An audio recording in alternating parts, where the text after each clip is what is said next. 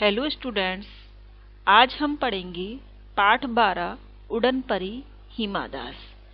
इस पाठ में बताया गया है कि यदि मनुष्य अपने लक्ष्य को प्राप्त करने के लिए दृढ़ निश्चय, सच्ची लगन और कड़ी मेहनत करे तो वह हर बाधा पर जीत हासिल करके अपने सपनों को साकार कर सकता है। प्रतिभा किसी पहचान की मोहताज नहीं होती है। आवश्यकता होती है केवल एक ऐसे जौहरी की जो कि उस प्रतिभा को पहचान कर उसको मांझ कर दुनिया के सामने प्रस्तुत कर सके, दुनिया के सामने ला सके।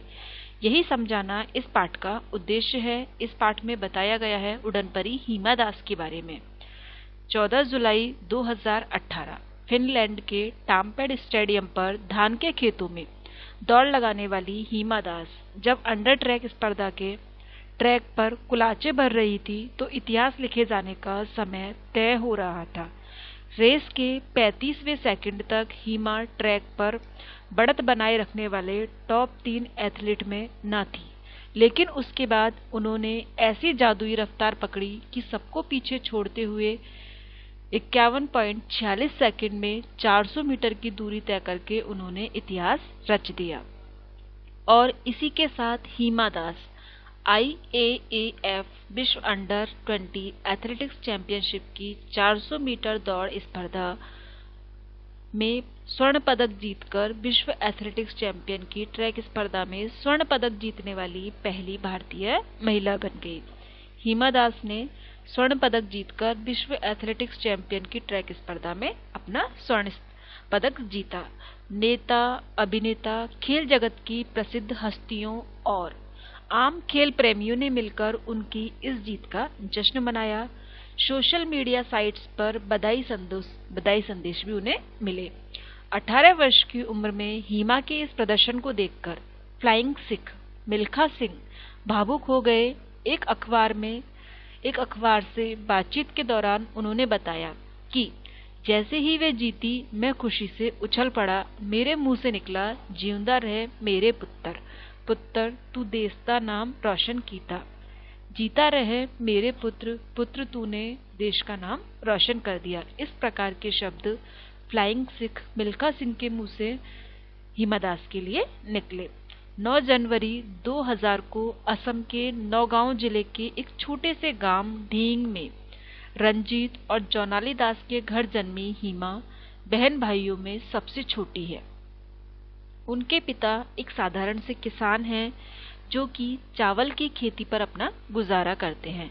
बचपन में वे सारे खेल खेलती थी, लेकिन गांव वाले उन्हें फुटबॉल खेलने को कहते थे, शायद इसलिए कि उनके पिता भी अच्छे फुटबॉल खिलाड़ी रहे थे।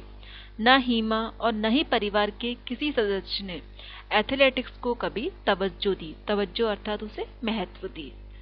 पिता की आर्थिक स्थिति भी इतनी बेहतर नहीं थी कि उन्हें खेलों में करियर बनाने के लिए जरूरी ट्रेनिंग मुहैया करा सके। हिमा दास खेलों में बहुत अच्छी थी, उसकी फुटबॉल में रुचि थी। घर वाले भी चाहते थे कि हिमा फुटबॉल खेले, लेकिन उनके पिता की आर्थिक स्थिति अच्छी ना होने के कारण उन्हें ट्रेनिंग भी ना दे पाए। फुटबॉल भी वे गांव के स्कूल के बिना घास वाले मैदान पर गांव के ही लड़के लड़कियों के साथ खेलती थी। उन्होंने गांव के बच्चों के संग मिलकर अपनी एक मोहल्ला फुटबॉल टीम बना ली थी। जीतने पर बतौर इनाम पेन या टॉफी मिलती, जिसे पाकर वे बहुत खुश हो जाती थी।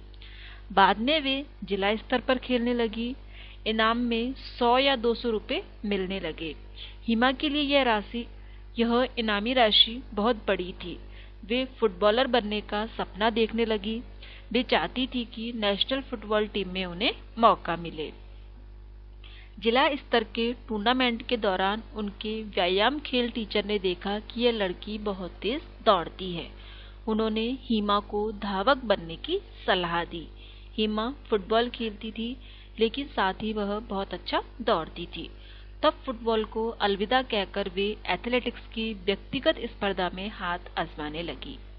मिट्टी के टर्फ पर कुछ महीनों अभ्यास करने के बाद उन्होंने राज्य स्तरीय प्रतियोगिता में 100 मीटर स्पर्धा में न केवल भाग लिया बल्कि कांस्य पदक भी जीता।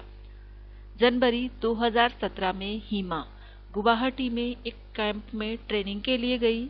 एक दिन सुबह प्रैक्टिस के दौरान कोच निपोन दास ने उन्हें ट्रैक पर दौड़ते हुए देखा तो उन्हें लगा कि यह लड़की तो कमाल की धाविका है, धाविका दौड़ने वाली, मौका मिला तो यह पूरी दुनिया जीत लेगी।